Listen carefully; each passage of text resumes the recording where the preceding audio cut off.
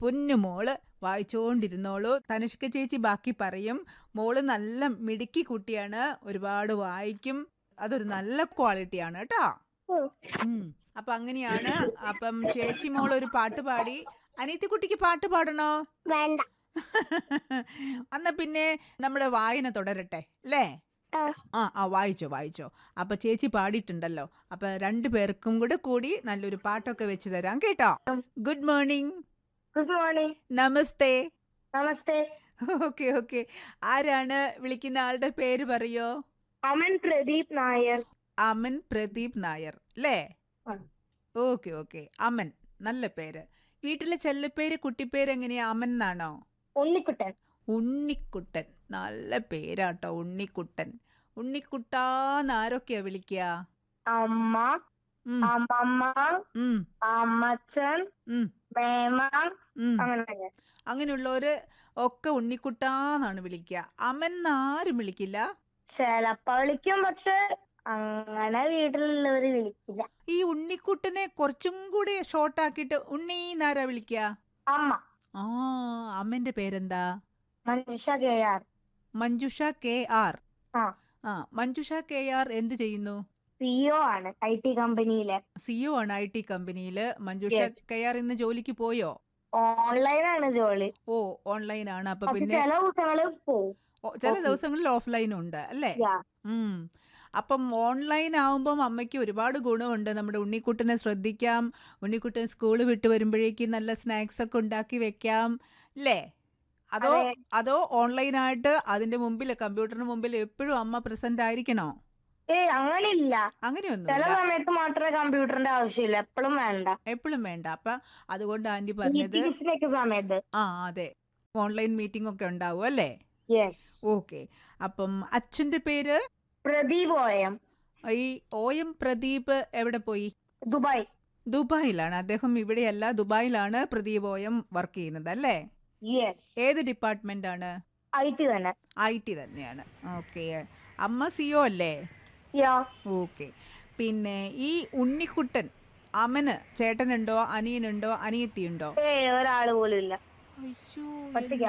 അതില് സന്തോഷമാണോ സങ്കടാണോ? സന്തോഷം. എന്നെ കൊണ്ട് വയ്യ, ഇങ്ങനെ ഒരാളെ ഞാൻ ആദ്യം കാണുക കേട്ടോ. അതെന്താ ഇത്ര സന്തോഷം? നമുക്ക് ഇഷ്ടമുള്ള കാര്യങ്ങൾ ചെയ്യാൻ വേണ്ടപ്പോ. അപ്പൊ ഒരാളും കൂടി ഉണ്ടെങ്കിലോ കുറച്ചും കൂടി ഉണ്ടെങ്കിൽ ഇപ്പൊ പാരന്റ്സിന്റെ പെർമിഷൻ കൊണ്ട് മാത്രം മതിയല്ലോ എന്തെങ്കിലും ചെയ്യാൻ. അതാണെങ്കിൽ ബ്രദറും സിസ്റ്ററിന്റെ കണ്ടീഷൻ ഒക്കെ വേണ്ടി വരില്ലേ? എന്റെ ഈശ്വര, എത്ര ദീർഘവീക്ഷണം, എത്ര ഫോർസീൻ ചെയ്തിട്ട് കാര്യങ്ങൾ കാണുന്നു നമ്മുടെ ഉണ്ണിക്കുട്ടൻ. ഞാൻ വിചാരിച്ച പോലെ ഉണ്ണിയല്ല കേട്ടോ. എന്റെ കുഞ്ഞാ, ഒരാളും കൂടി ഉണ്ടെങ്കിൽ സന്തോഷല്ലേ? നമുക്ക് ഒരു അനിയനോ അനിയത്തിയോ ചേട്ടനോ ചേച്ചിയോ? ഇല്ല അല്ലേ? അത്ര അടമന്റ് അല്ലേ? അഡാമെന്റ് ചോദിച്ചാല് അല്ല, വേണമെന്ന് ചോദിച്ച അത്രയും ഇല്ല. അല്ല, നല്ലൊരു അനിയനാണെങ്കിൽ വേണം. നല്ലൊരു അനിയനാണോ? നമ്മളിപ്പോ അനിയൻ ഉണ്ടായി കഴിഞ്ഞിട്ടല്ലേ നമുക്ക് പറയാൻ പറ്റുള്ളൂ. നല്ല ചേട്ടനാണോ? ഇപ്പൊ സപ്പോസ് നമുക്കൊരു അനിയൻ ഉണ്ടാവാന്ന് വെച്ച് കഴിഞ്ഞാൽ ഈ അമൻ നല്ലൊരു ചേട്ടനാവോ? ഉറപ്പായിട്ടും ആയിരിക്കും. അപ്പൊ എന്തായാലും ഒരു അനിയനോ അനിയത്തിയോ ഒക്കെ ഉണ്ടാവട്ടെ. ഇപ്പം അധികം വീട്ടിലും ഒറ്റ കുട്ടികളാണ്.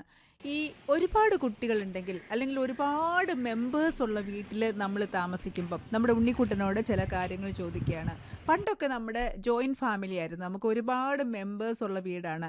ഇപ്പം ആണെങ്കിൽ നമുക്ക് ചെറിയ കുടുംബമാണ്, അണുകുടുംബം എന്ന് പറയും അല്ലേ? അപ്പം നമ്മൾ ഈ പണ്ട് ഒരുപാട് പേര് താമസിക്കുന്ന വീട്ടിലുള്ള ബെനിഫിറ്റ് എന്താ? ബെനിഫിറ്റ് പറഞ്ഞാൽ എല്ലാവരും ഒരുമിച്ചാണ്.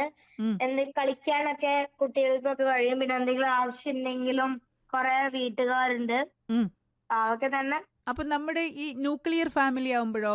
ന്യൂക്ലിയർ ഫാമിലി ആവുമ്പോ കളിക്കാൻ ആരില്ല. നമുക്ക് ഡിസ്റ്റന്റ് റിലേറ്റീവ്സിനോട് വാട്സാപ്പും ലെറ്റേഴ്സും ഒക്കെ വേണം. അപ്പൊ അങ്ങനെ ഉണ്ണിക്കുട്ടന് കാര്യങ്ങളൊക്കെ അറിയാം. പക്ഷെ അത് മാത്രല്ല ഉണ്ണിക്കുട്ട, നമ്മള് ഈ ഒരു സൊസൈറ്റിയിൽ ജീവിക്കുമ്പം നമ്മുടെ ഫാമിലി എന്ന് പറയുന്നത് ഒരു ചെറിയ രൂപം, അതിൻ്റെ കുറച്ചും കൂടി വലിയ ഒരു ഫോമാണ് സൊസൈറ്റി. അപ്പം നമ്മുടെ ഈ ഫാമിലിയിൽ നമ്മൾ പഠിക്കുന്ന കാര്യങ്ങളാണ് നമ്മൾ സൊസൈറ്റിയിൽ നമ്മൾ കാണിക്കുക അല്ലേ? ഈ സൊസൈറ്റി വലുതായിട്ടാണ് നമ്മുടെ രാജ്യമാവണത്. അപ്പം നമ്മുടെ എല്ലാത്തിൻ്റെ ബേസ്മെൻറ്റ് നമ്മുടെ ഫാമിലിയാണ് അല്ലേ? അതെ. ഈ ഫാമിലിയിൽ നിന്നാണ് നമ്മൾ നല്ല നല്ല ശീലങ്ങൾ, ഷെയറിങ്, കെയറിങ് ഒക്കെ പഠിക്കുന്നത്. നമുക്കിപ്പം കുറേ പേരുള്ള വീടാണെങ്കിൽ അതിൻ്റെ നല്ല വശമുണ്ട്, മോശവശമുണ്ട്. കുറച്ച് മാത്രം അംഗങ്ങളുള്ള വീടാണെങ്കിൽ അതിന് നല്ല വശങ്ങളേക്കാൾ ഏറെ കുറച്ച് ദോഷങ്ങളാണുള്ളത്. കാരണം ഒറ്റ കുട്ടിയാകുമ്പം അതിൻ്റെ കാര്യങ്ങൾ, ആ കുഞ്ഞിൻ്റെ കാര്യങ്ങളൊന്ന് ഷെയർ ചെയ്യാനോ പറയാനോ കെയർ ചെയ്യാനോ അച്ഛനും അമ്മയും ജോലി കഴിഞ്ഞ് വരണം. പക്ഷെ ഞാൻ അമ്മേനോട് ഷെയർ ചെയ്യാലോ. സപ്പോസ് അമ്മയ്ക്ക് വേറെ എവിടെയെങ്കിലും ഒരു പോസ്റ്റിങ്ങോ പോണ്ടി വരുവാണെങ്കിൽ മോൻ ഒറ്റയ്ക്കായി പോവില്ലേ? അമ്മേനെ കൂടെ കൊണ്ടുപോകും. അതൊക്കെ ഓക്കെ, നമ്മൾ എല്ലാത്തിനും ഓൾട്ടർനേറ്റീവ് കാണും. പക്ഷേ നമുക്ക് ഒരു വീട്ടിൽ വേറെ കുട്ടികളും ഒക്കെ ഉണ്ടെങ്കിൽ, അല്ലെങ്കിൽ വേറെ കുറേ പേരുണ്ടെങ്കിൽ, ഇപ്പം മോനൊരു കാര്യം കിട്ടി, അമ്മ വരുമ്പോൾ നല്ല നല്ല ടേസ്റ്റി ആയിട്ടുള്ള കട്ട്ലറ്റ് അമ്മ പുറത്തുനിന്ന് കൊണ്ടുവന്നു, അപ്പം മോൻ ഒറ്റയ്ക്ക് കഴിക്കാം അല്ലേ? ഇല്ല, അമ്മയ്ക്ക് ഷെയർ ചെയ്യും. അല്ല, അമ്മയ്ക്ക് ഷെയർ ചെയ്യാം. ഒരു 3-4 കുട്ടികളുണ്ടെങ്കിലോ, കസിൻസിൻ്റെ കുട്ടികൾ, അനിയന് അനിയത്തി ഉണ്ടെങ്കിലോ അപ്പൊ ഓർക്കും എടുക്കേണ്ടി വരും, അമ്മയ്ക്കും കൊടുക്കും. കൊടുക്കും.